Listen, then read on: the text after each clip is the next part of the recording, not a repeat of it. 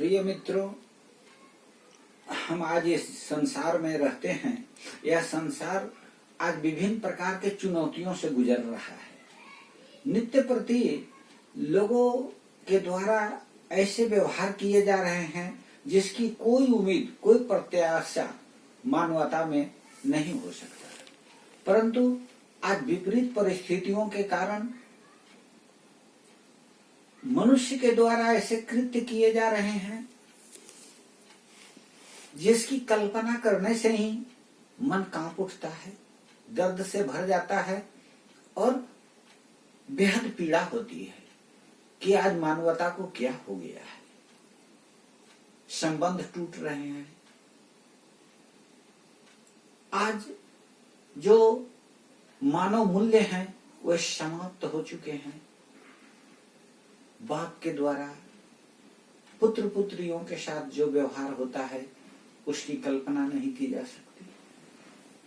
बच्चों के द्वारा जो पिता के साथ घटनाएं हो रही हैं, माता के साथ जो व्यवहार हो रहे हैं, उसकी कल्पना मानवता में संभव नहीं दिखाई देता।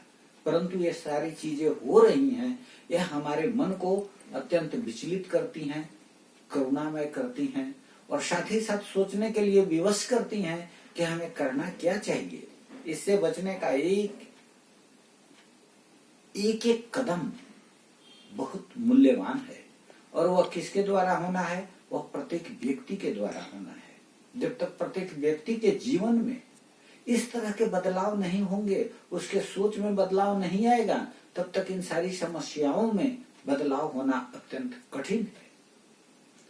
इसलिए हमें अपने लिए जीना और खुद को खुश रखना भी आवश्यक है। आज हम अपने लिए नहीं जीते हैं। आज हम किसके लिए जीते हैं? दूसरे के लिए। जिस तरह से कि रिमोट के द्वारा विभिन्न प्रकार के यंत्रों को नचाते रहते हैं, वे यंत्र अपने लिए कुछ नहीं है, वे दूसरे के प्रयोग के लिए हैं।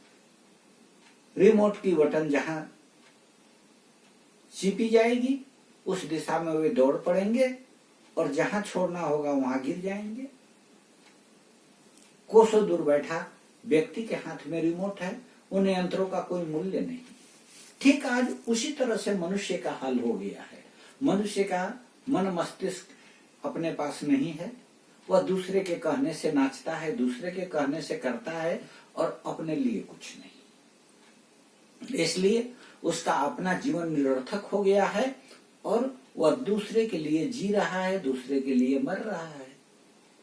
उसकी सारी जिंदगी दूसरे के लिए है। ऐसे में आज हमें यह सोचने की आवश्यकता है कि अपने लिए जीना और खुद को खुश रखना भी आवश्यक है। हम इस संसार में जन्म लिए हैं। इस संसार की रचना, सृष्टि की रचना भगवान ने इसीलिए किया है कि मैं इसमें रहूं। लेकिन आज व्यक्ति क्या है? संसार को अपने अंदर रखना चाहता है। उसकी सोच उल्टी हो गई है।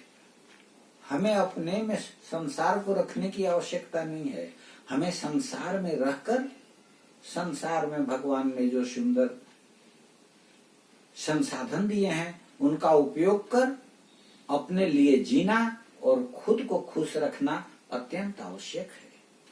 आपका लक्ष्य आपके मेहनत करने के तरीके से पता चलता है कि आप किस तरह का मेहनत कर रहे हैं। आप जैसा मेहनत करते हैं वैसा आपका लक्ष्य है। इसलिए अपने को मजबूत रखिए और अपने लिए जीवन जीना और अपने को खुश रखना और कर्तव्य मार्ग पर डटे रहना, इस चीज का संकल्प आज हम लेने के लिए आप लोगों से निवेदन करते हैं कि आप संकल्प लें, मैं अपने लिए जीवन जीऊंगा, खुश रहूंगा और कर्तव्य मार्ग पर डटा रहूंगा। सच है विपत्ति आती है, कायर को दहलाती है। सुरमा नहीं विचलित होते, क्षण एक नहीं धीरज खोते। विघ्नों को गले लगाते हैं, कांटों में राह बनाते हैं। कांटे अनेक हैं, उनके अंदर राह बनाते हुए हमें अपने को खुश रखना है और कठिन परिश्रम कर अपना लक्ष्य पूरा करना है। सदा प्रसन्न रहिए, अपने को प्रसन्न रखिए अपने को खुश रखिए और अपने कर्तव्य मार्ग पर डटे रहिए। धन्यवाद।